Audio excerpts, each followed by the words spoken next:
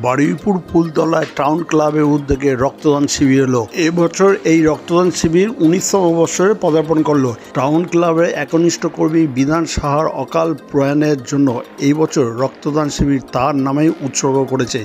বারুইপুর মহকুমা হাসপাতালের ব্লাড ব্যাংকের সহযোগিতায় রক্তদান শিবিরটি হয়। সকাল 11টা থেকে দুপুর 3টে পর্যন্ত প্রায় 95 জন রক্তদাতা স্বইচ্ছায় রক্তদান করেন। বারুইপুর ফুলতলা টাউন ক্লাব এই রক্তদান শিবির ছাড়াও সারা বছরে বিভিন্ন সামাজিকমূলক অনুষ্ঠান করে। এই খবর আপনারা দেখছেন একমাত্র খবর 48 ঘন্টার পর্দায়।